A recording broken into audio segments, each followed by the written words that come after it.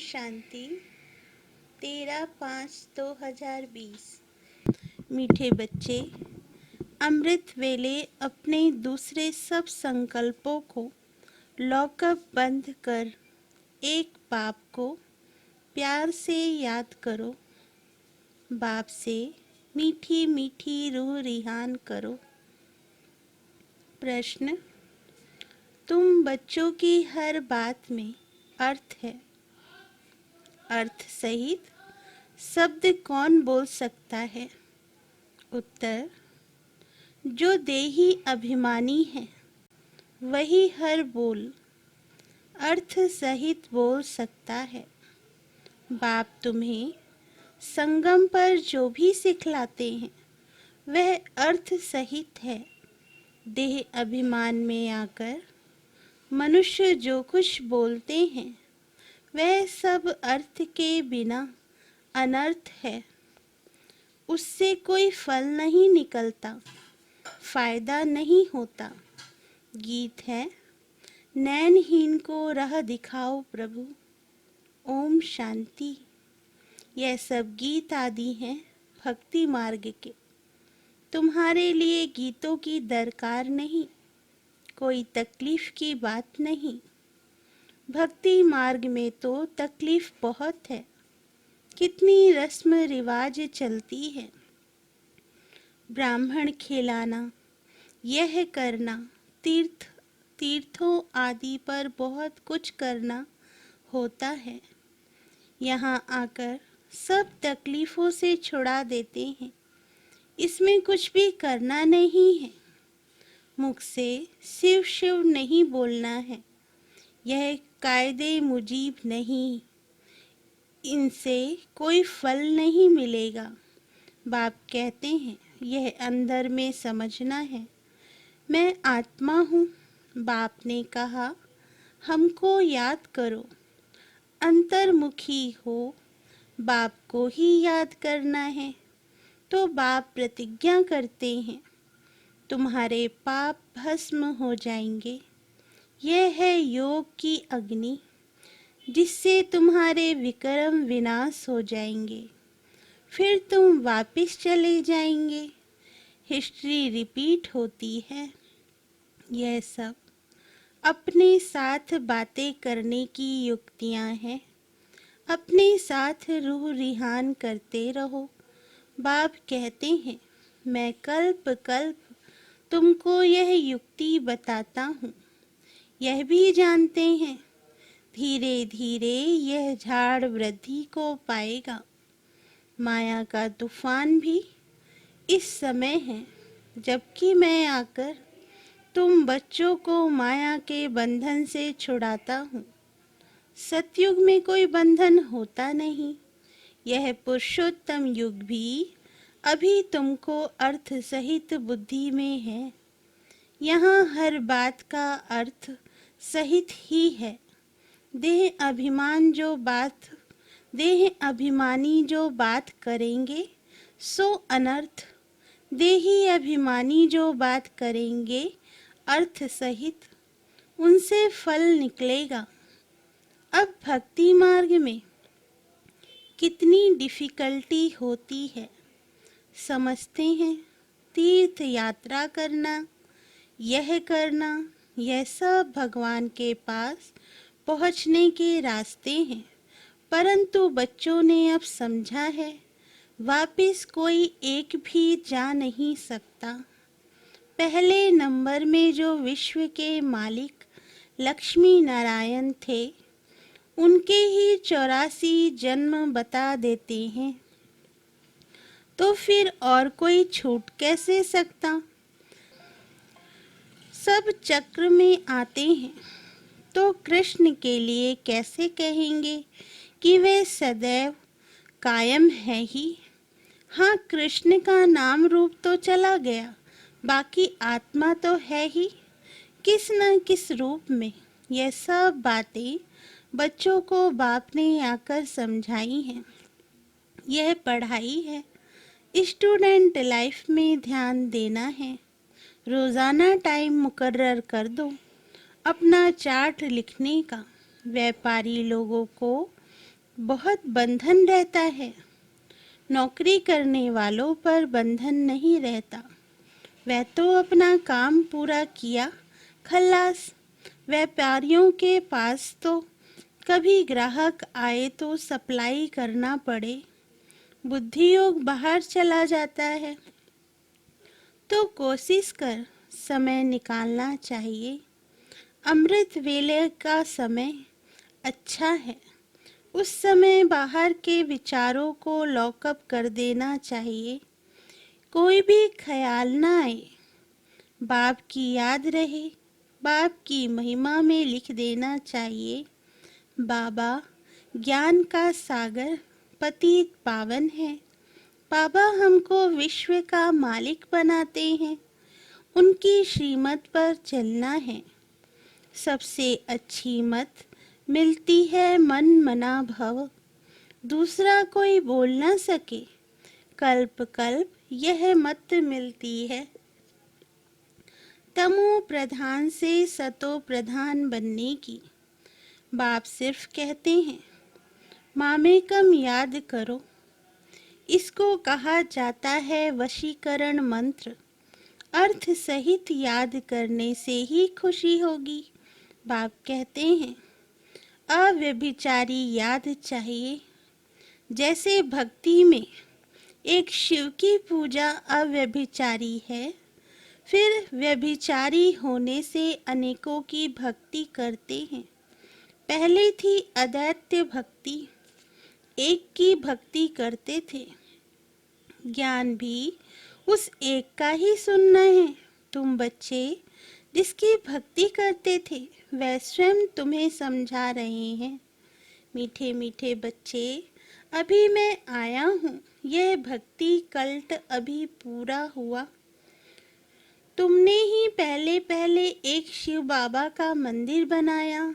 उस समय तुम अव्यभिचारी भक्त थे, इसलिए बहुत सुखी थे। फिर व्यभिचारी भक्त बने, दैत्य में आ गए। सब थोड़ा दुख होता है, तब थोड़ा दुख होता है।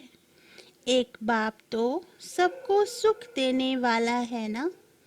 बाप कहते हैं मैं आकर तुम बच्चों को मंत्र देता हूँ। मंत्र भी एक का ही सुनो। यहाँ देहधारी कोई भी नहीं। यहाँ तुम आते हो बाप दादा के पास। शिव बाबा से ऊंच कोई है नहीं। याद भी सब उसको करते हैं। भारत ही स्वर्ग था, लक्ष्मी नारायण का राज्य था। उनको ऐसा किसने बनाया जिसकी तुम फिर पूजा करते हो? किसको पता नहीं महालक्ष्मी कौन है?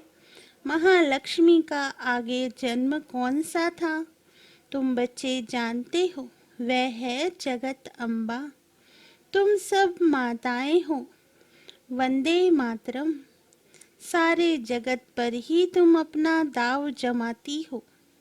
भारत माता कोई एक का नाम नहीं।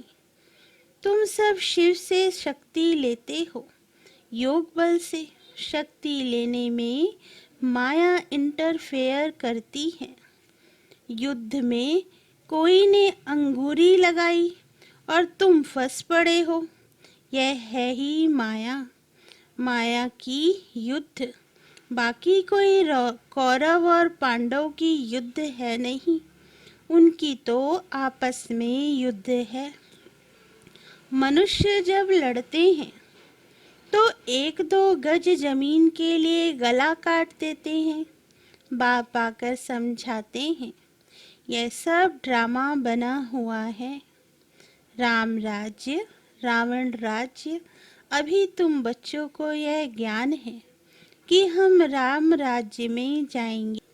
वहाँ अथाह सुख है, नाम ही है सुख धाम। वहाँ दुख का नाम निशान नहीं होता। अब जबकि बाप आए हैं ऐसी राजाई देने, तो बच्चों को कितना पुरुषार्थ करना चाहिए। खड़ी खड़ी कहता हूँ बच्चे, थको मत। शिव बाबा को याद करते रहो। वह भी बिंदी है, हम आत्मा भी बिंदी हैं। यहाँ पाठ बजाने आए हैं। अब पाठ पूरा हुआ। अब बाप कहते हैं मुझे याद करो तो विक्रम विनाश होंगे। विक्रम आत्मा पर ही चढ़ते हैं ना, शरीर तो यहाँ खत्म हो जाएंगे। कई मनुष्य कोई पाप कर्म करते हैं तो अपने शरीर को ही खत्म कर देते हैं, परंतु इससे कोई पाप उतरता नहीं। पाप आत्मा कहा जाता है। साधु संत आदि तो कह देते हैं निर्लेप है। आत्मा सो परमात्मा। अनेक मतें हैं। अभी तुमको एक श्रीमत मिलती है। बाप ने तुम्हें ज्ञान का तीसरा नेत्र दे दिया है। आत्मा ही सब कुछ जानती है। आगे ईश्वर के बारे में कुछ नहीं जानते थे। सृष्टि चक्र कैसे फिरता है, आत्मा कितनी छोटी है, पहले पहले आत्मा का रियलाइजेशन कराते हैं। आत्मा बहुत सूक्ष्म है, उनका साक्षात्कार होता है।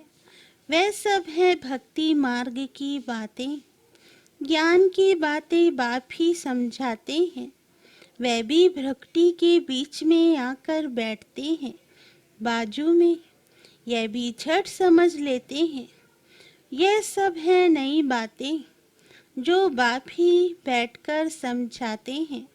यह पक्का याद कर लो, भूलो नहीं। बाप को जितना याद करेंगे उतना विकर्म विनाश होंगे। विकर्म विनाश होने पर ही आधार है तुम्हारे भविष्य का। तुम बच्चों के साथ साथ भारत खंड भी सबसे सौभाग्यशाली है। इन जैसा सौभाग्यशाली दूसरा कोई खंड नहीं है। यहाँ बाप आते हैं। भारत भी हेवन था, जिसको गार्डन ऑफ अल्लाह कहते हैं। तुम जानते हो, बाप फिर से भारत को फूलों का बगीचा बना रहे हैं। हम पढ़ते ही हैं, वहाँ जाने के लिए साक्षात्कार भी करते हैं। यह भी जानते हैं कि यह वही महाभारत लड़ाई है।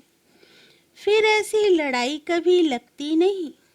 तुम बच्चों के लिए नई दुनिया भी जरूर चाहिए। नई दुनिया थी ना, भारत स्वर्ग था। 5000 वर्ष हुए, लाखों वर्ष की तो बात ही नहीं। लाखों वर्ष होते तो मनुष्य अनगिनत हो जाए।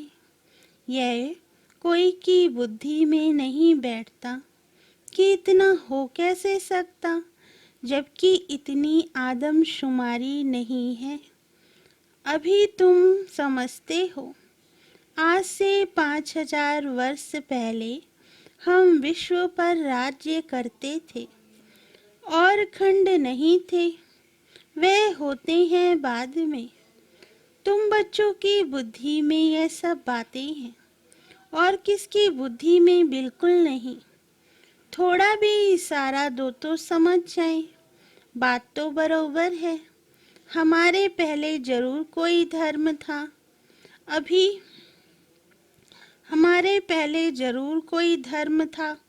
अभी तुम समझा सकते हो कि एक आदि सनातन देवी देवता धर्म था। वह प्रायालोप हो गया है। कोई अपने को देवता धर्म के कह नहीं सकते। समझते ही नहीं कि हम आदि सनातन देवी देवता धर्म के थे। फिर वह धर्म कहाँ गया? हिंदू धर्म कहाँ से आया? कोई का भी इन बातों में चिंतन नहीं चलता। तुम बच्चे समझा सकते हो। बाप तो है ज्ञान का सागर, ज्ञान की अथॉरिटी। तो जरूर आकर ज्ञान सुनाया होगा। ज्ञान से ही सद्गति होती है। इसमें प्रेरणा की बात नहीं। बाप कहते हैं जैसे अब आए हैं वैसे कल्प कल्प आता हूँ। कल्प बाद भी आकर फिर सब बच्चों से मिलेंगे। तुम भी ऐसे चक्र लगाते हो, राज्य लेते हो, फिर गवाते हो। यह बेहद का नाटक है। तुम सभी एक्टर्स हो। आत्मा एक्टर होकर क्रिएटर डायरेक्टर मुख्य एक्टर को ना जाने तो वह क्या काम की। तुम बच्चे जानते हो कैसे आत्मा शरीर धारण करती है और पार्ट बजाती है। अब फिर वापस जाना है। अब इस पुरानी दुनिया का अंत है। कितनी सहज बात है। तुम बच्चे ही जानते हो बाप कैसे गुप्त बैठे हैं। गोदरी में करतार देखा, अब देखा कहीं या जाना कहीं, बात एक ही है। आत्मा को देख सकते हैं परंतु उससे कोई फायदा नहीं। कोई कुछ समझ में ना आ सके। नौदा भक्ति में बहुत साक्षात्कार करते हैं। आगे तुम बच्चे भी कितने साक्षात्कार करते थे। बहुत प्रोग्राम आते थे। फिर पिछाड़ी में यह खेल पाल तुम देखेंगे। अब तो बाप कहते हैं पढ़कर होशियार हो जाओ। अगर नहीं पढ़ेंगे तो फिर जब रिजल्ट निकलेगी तो मुंह नीचे हो जाएगा। फिर समझेंगे हमने कितना समय वेस्ट किया। जितना जितना बाप की याद में रहेंगे, याद के बल से पाप मिट जाएगा। जितना बाप की याद में रहेंगे उतना खुशी का पारा चढ़ेगा। मनुष्यों को तो यह पता नहीं है कि भगवान को क्यों याद किया जाता है। कहते भी हैं तुम मात पिता, अर्थ नहीं जानते। अभी तुम जानते हो, शिव के चित्र पर समझा सकते हो। यह ज्ञान का सागर पतित पावन है, उनको याद करना है। बच्चे जानते हैं वही बाप आया है सुख घनेरे का रास्ता बताने। यह पढ़ाई है। इसमें जो जितना पुरुषार्थ करेगा उतना ऊंच पद पाएगा। यह कोई साधु संत आदि नहीं जिसकी गद्दी चली आई हो। यह तो शिव बाबा की गद्दी है। ऐसे नहीं यह जाएगा तो दूसरा कोई गद्दी पर बैठेगा। बाप तो सबको साथ ले जाएंगे। कई बच्चे व्यर्थ ख्यालातों में अपना समय वेस्ट करते हैं। सोचते हैं खूब धन इकट्ठा करें, पुत्र पौत्रे खाएंगे, बाद में काम आएगा, बैंक लॉकर में जमा करें, बाल बच्चे खाते रहेंगे। परंतु किसको भी गवर्नमेंट छोड़ेगी नहीं। इसलिए उसका जास्ती ख्याल ना कर अपनी भविष्य कमाई में लग जाना चाहिए। अब बच्चों को पुरुषार्थ करना है। ऐसे नहीं कि ड्रामा में होगा तो करेंगे। पुरुषार्थ बिगर खाना भी नहीं मिलता। परंतु किसकी तकदीर में नहीं है तो फिर ऐसे ऐसे ख्यालात आ जाते हैं। तकदीर में ही नहीं है तो फिर ईश्वरीय तकदीर क्या करेंगे। जिनकी तकदीर में है वे अच्छी रीति धारण करते और कराते हैं। बाप तुम्हारा टीचर भी है, गुरु भी है, तो उनको याद करना चाहिए। सबसे प्रिय बाप टीचर और गुरु ही होते हैं, उनको तो याद करना चाहिए। बाबा युक्तियाँ तो बहुत बतलाते हैं। तुम साधु संत आदि को भी निमंत्रण दे सकते हो। अच्छा, मीठे मीठे सिकील दे बच्चों प्रति मात पिता बाप दादा का याद प्यार और गुड मॉर्निंग। रूहानी बाप की रूहानी बच्चों को नमस्ते। हम रूहानी बच्चों की रूहानी मात पिता बाप दादा को याद प्यार गुड मॉर्निंग और नमस्ते। धारणा के लिए मुख्य सार। पहला पॉइंट, पुरुषार्थ कर अपनी भविष्य कमाई में लग जाना है। ड्रामा में होगा तो कर लेंगे, यह कहकर पुरुषार्थहीन नहीं बनना है। पुरुषार्थ कर अपनी भविष्य कमाई में लग जाना है। ड्रामा में होगा तो कर लेंगे, यह कहकर पुरुषार्थहीन नहीं बनना है। दूसरा पॉइंट, सारे दिन में जो भी पाप होते हैं या किसी को दुख देते हैं तो नोट करना है, सच्चाई से बाप को सुनाना है। साफ दिल बन एक बाप की याद से सब हिसाब चुकतो करने हैं।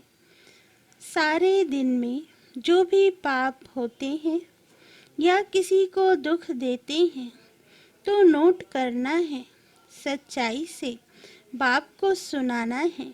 साफ दिल बन एक बाप की याद से सब हिसाब चुकतो करने हैं। वरदान, हर संकल्प व कर्म को श्रेष्ठ और सफल बनाने वाले ज्ञान स्वरूप समझदार भव। हर संकल्प व कर्म को सफल बनाने वाले ज्ञान स्वरूप समझदार भव। सार, जो ज्ञान स्वरूप समझदार बनकर कोई भी संकल्प व कर्म करते हैं वे सफलता मूर्त बनते हैं। इसी की यादगार भक्ति मार्ग में कार्य प्रारंभ करते समय स्वास्तिका निकालते हैं, वह गणेश को नमन करते हैं। यह स्वास्तिका स्वस्थिति में स्थित होने और गणेश नॉलेजफुल स्थिति का सूचक है। आप बच्चे जब स्वयं नॉलेजफुल बन हर संकल्प व कर्म करते हो तो सहज सफलता का अनुभव होता है।